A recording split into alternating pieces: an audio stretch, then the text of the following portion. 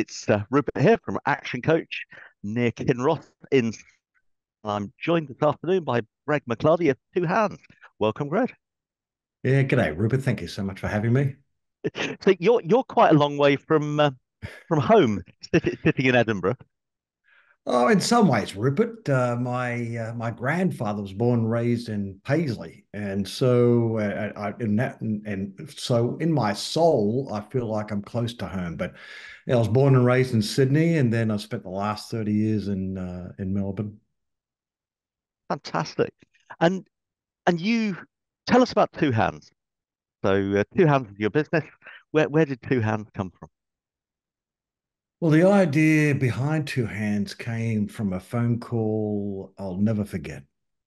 It was from fisher leaders in Australia's lobster industry who called me out of the blue, desperately concerned about the future of their industry. And for many in the farming and fishing sector, they would love nothing more than for their kids and grandkids to come in. And so they had just come out of a meeting because not at that point, 90% of Australia's lobster was going to China, of which 60% was going to Shanghai.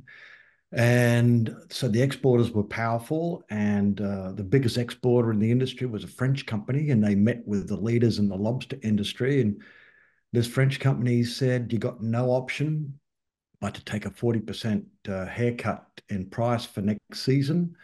And they came out of that meeting with their knees knocking, and the desperation in their voice touched me very deeply, Rupert. And so then and I hung up and I didn't have a clue what to do. But then that Christmas, my kids are an age where you need to do something pretty exciting for the kids to join you for Christmas. And so we booked an Airbnb and took an Uber to the airport and bought some books online. And my first morning there, I was the first to wake up and my mind was racing. And I thought, well, wait on. Why can't we connect the fishers and farmers directly with the end buyer? And that's the start of the story, Rupert. Fantastic. So you're connecting the two ends of the food chain. Hmm. How do you do it? Well, so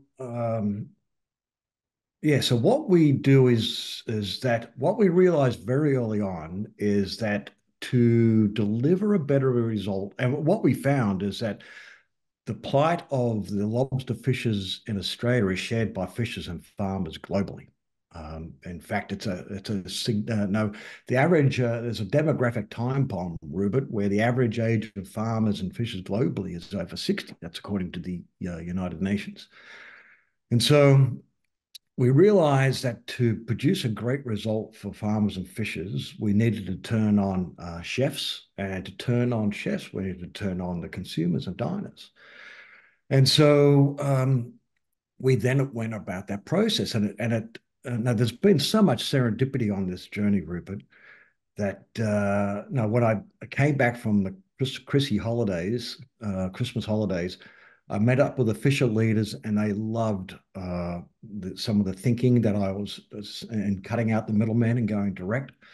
And then it just so happened that there was an Aussie who was a managing director of the only three-star Michelin restaurant in China. Can you believe it? And I just happened to know him. And so his name's John O'Shea, good Irish name.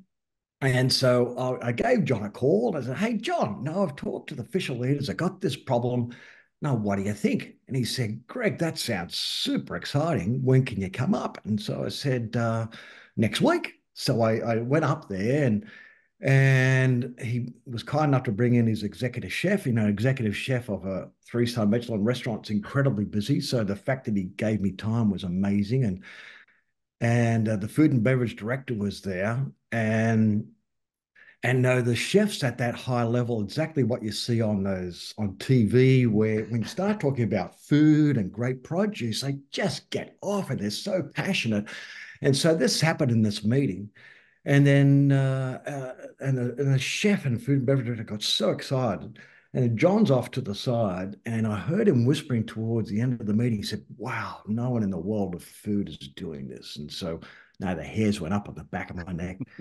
And but then the food and beverage director said something really important. He said, no, food fraud in China is a really serious issue. You have to guarantee the provenance, the authenticity of every product.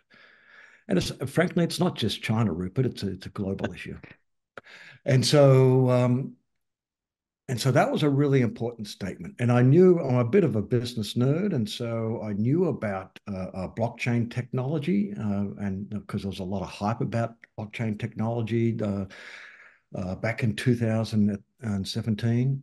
And so when I got back to Oz, no, my CTO, Derek, who's a bit of a different dude. He's got an IQ off the charts. He's got hair. He's as tall, so he's 185, 6'1" like me, but he's got hair down to his shoulders, and he goes around barefoot to restaurants and to business every day.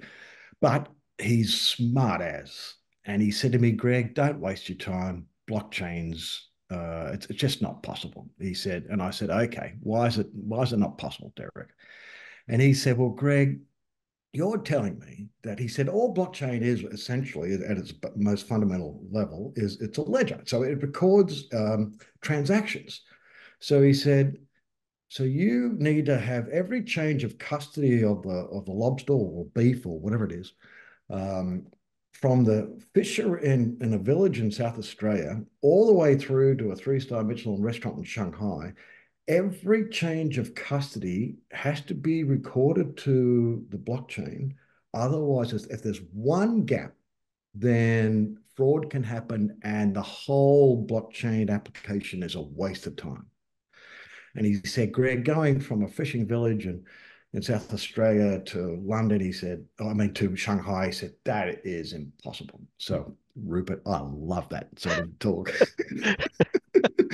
and so, I took on the challenge. And what we found is that that what industrialized food production has done, Rupert, it's credibly feeding the 8 billion people on the planet, and thank goodness for that. But it's got issues. It has turned farmers into a commodity with low margins, low profitability, and to chefs and consumers, farmers are faceless, their region's invisible, and the supply chain is a black box. And so, and they're faced with some mighty challenges in terms of net zero and sustainability credentials and rapid technological change and Brexit. And so, what we found we had to do, we had to remove the power of the powerful middlemen. And so we found play all from a fishing village in South Australia to three-star Michelin restaurant in Shanghai.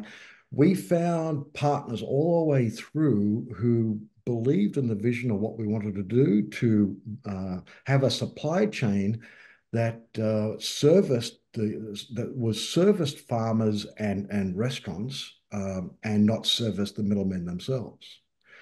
And so to do that, we supply chain finance became important. And you would know obviously about invoice financing and supply chain financing. So we've used invoice financing. So we get an order from the restaurant. We know exactly which fishers and farms we're using. In ahead of time, we film every farmer and fisher that comes onto our platform. And so we call it the sacred story. And every farmer and fisher's got a sacred story. And oh my goodness, it's so often they pull at the heartstrings. We've had so many, especially the fishers. The fishers swear a lot more than farmers. and and so in the filming of farmers and fishers, so many of the fishers they swear like sailors, but they they so often they get very emotional and start tearing up in when we film because they've never had the opportunity to speak to end customers before. How powerful Yeah, is that? yeah. And so we film everyone, and we provide them with a smart tag with a QR code and ahead of time. So when it comes into our system, we know exactly which farmer or fisher has been supplied with that QR code. And so we've already loaded up the videos of the farmer, and we do also videos about the beauty of the region where the product is from. And so we use invoice financing and supply chain financing to turn everyone between the farmer and the end buyer into a service provider, providing the service that we want, that services the best needs of farmers and fishers.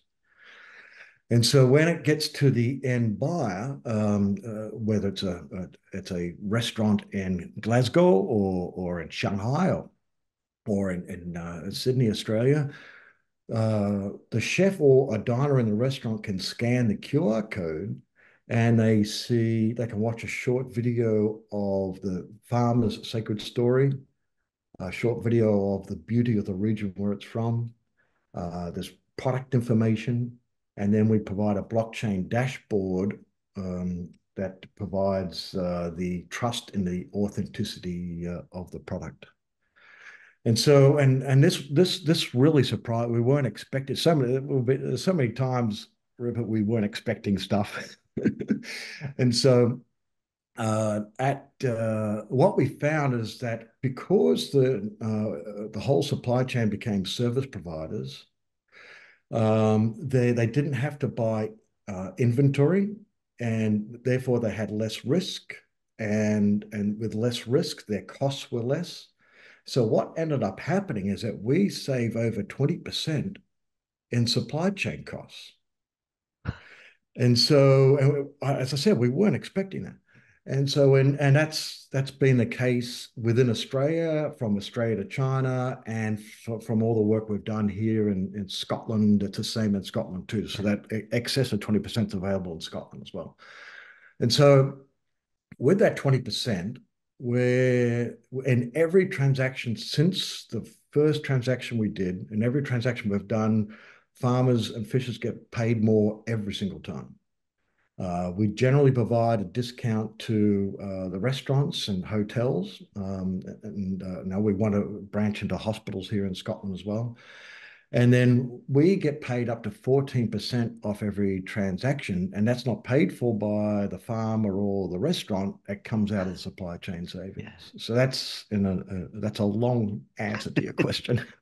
No, it's fascinating, and I mean it's interesting because I spent 20 years in the government vet service, so Oh, yeah. Oh, food really? security Ah. is is key, and I mean we yeah I can remember um, the horse meat scandal where Oh, yes. supermarkets were Yes. passing off horse meat, and there's nothing inherently wrong.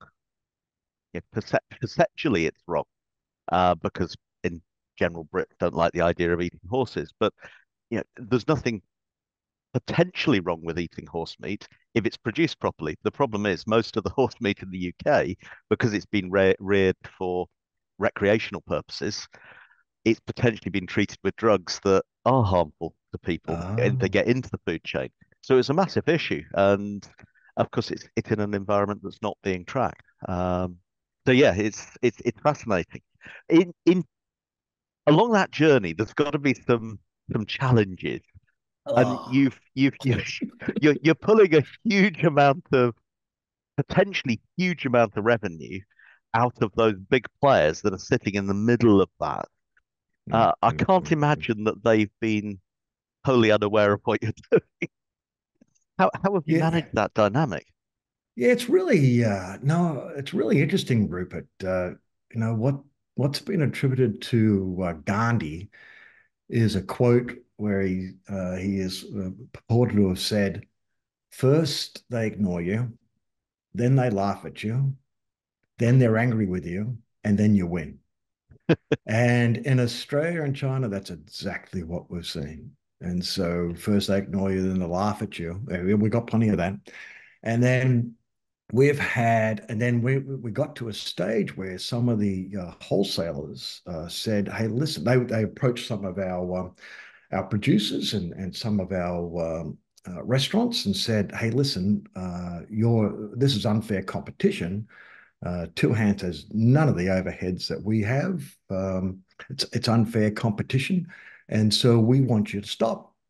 And I said, if you don't stop, then we're going to pull some of our product, or we won't buy the produce off you. And so, um, and every time that's happened, except one, the restaurant has said, "Hey, listen, we just love what Two Hands is bringing to us. Go away, and if you don't want to supply us with other product, we'll get it elsewhere." And that's happened in all situations from a restaurant standpoint. From a producer standpoint, again, they because they're getting paid more, and we're giving them recognition in the end markets, and they can build their brand in the end markets, and they can also form a relationship directly with chefs and buyers. Again, we've only had one example where a producer said, "Sorry, no, the wholesales are too important for us. Sorry, Two Hands are going to leave you." But so that's only one minor instance. Yeah. So I mean that's brilliant, and yeah, it's I love the idea of getting started and people ignoring and laughing at you first. Yes. It's just it's great stuff. So what are the biggest challenges that you faced? Oh, without a doubt, COVID. COVID was horrible for the planet and horrible for 99% of businesses, Rupert. So that was exceptionally tough. Yeah. So how did you manage that? With thankfully by having a great team around us, and so now where hospitality shut down globally, and so we went to it, and so we did get so just like here in the UK, we did get some assistance from the government, but it was nowhere close to I know what we needed. And so, we could have gone down the path of just chopping heads to sound vile, because I don't like that's a poor term, but it's commonly used. And so we gathered the team, and it was a team in Australia, and I know we used to have weekly uh, meetings with Australia and China combined. And I just said, "Hey, team, here's where we're at. No, we just don't have the funds to keep going. We've got the option is that no, we can make the hard decision and remove some of the people within our team to the bare essentials, or or other options." And so the team immediately responded and said, "Hey, listen, we don't want anyone to leave. We love this team." And so the team, get this, Rupert, the team volunteered to take massive cuts in their pay, massive, to keep us viable, to keep us going. And no, at the time, it almost brought tears to our eyes. But taking a really hard situation, Rupert, and turn it into an inspiring moment. Yeah. So to get to that point, to have a team who believes in the business and believes in you sufficiently to vote like that with their feet, what what would you say has been what's been the thing that's helped you build that team to that point? Well, it's not just me, Rupert. It's no, no. I've been blessed with some great advisors and directors, and honestly, the team. We brought people on because what we're pursuing is a noble cause, an inspiring cause, where we consider the food supply chains are in crisis, and the fact that the average age of farmers and fishers is over 60 has also led to quite a rapid decline in regional communities all around the world. So it's a global issue, and so we're on a noble path to change that, and we truly believe we can change that. And so that's inspiring to people. But it's more than that, where we try really hard to live our values that people treasured, and the team helped us build the values. It just didn't come from up on high. No, we developed the values with the team, and so we make sure. And so having an inspiring mission together with values is it kept us together. Yeah, no, it's fantastic. I mean, I quite often talk about, the key to team engagement. You start off with that core purpose, that common goal. You add some strong leadership. You have an action plan, and you've got the rules of the game. You've got the way in which the culture, the way in which we all play together.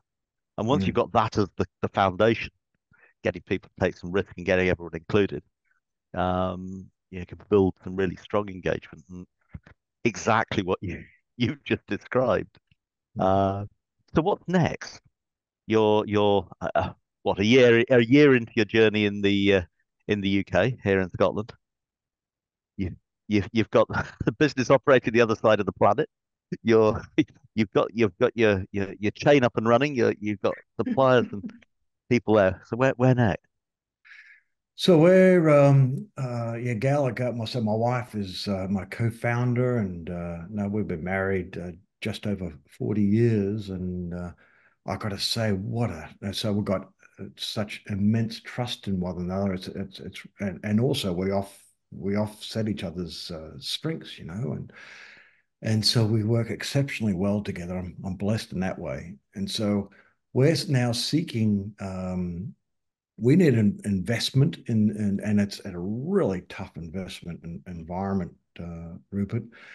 The Scottish government, Scottish enterprise, and the Scottish government has been brilliant. Man, I'll sing their praises. And so their support, they're incentivizing us financially, but still we need what Scottish enterprise want is a matching partner on the other side. And in this environment where it's hard for all startups to find investment, that's certainly a significant challenge. And so, but I now we've been here a year now. We're incredibly impressed with the what we've seen in the UK. So impressed, Rupert, that Gail and I arrived on June 8th. And on August 1st, in that time, so in that short time period, we quickly found the ecosystem that the opportunity in Scotland and the UK was so compelling that we established a company on August 1st, and we have shareholder approval in Australia to move the global IP to the UK entity, and we've moved our family here. And so we made that big commitment, and no, I'm the ultimate optimist. Gail, my wife Gail, calls me a glass and a half full sort of guy, but I think to do something as crazy as this, you need to be a glass and a half cup full. So yeah, so that's where we're at right now, and that's a challenge we've got right now, Yeah, Rupert. yeah. So investment next, global domination shortly after. Yeah. Yeah, and you know what we found here in Scotland, Rupert, is that because Gail and I have lived and had executive experience in Australia, the USA, Japan, and China. No, and what we've found in Scotland, and I think it's in Manchester too, quite frankly, is an ecosystem where the collaboration between government, academia, industry bodies, and business is miles ahead of anywhere else that we've lived, miles ahead.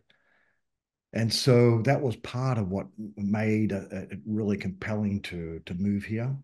And yeah, we want to be a part of that ecosystem to help because we're it's a huge challenge we're after, and we can't do it by ourselves. But with the amazing collaboration we've seen here between government, industry bodies, academia, and business, that it's a perfect ecosystem to build.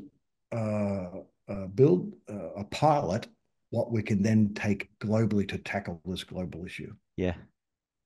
Fantastic. Well, I could probably sit here and listen to this all afternoon because it's phenomenal seeing someone who's taken a a really huge real world problem, taking on the giant and creating something that you can see having real traction to completely change the paradigm of how the system, I was going to say work, doesn't currently work. So yeah, it's wish you all the best Oh, for the thanks, really. future, I and need all we'll, those good wishes. we'll look forward to watching it with with great interest. Thank you very much for joining us. Yeah, no problems, Robert. Thank you so much for having me.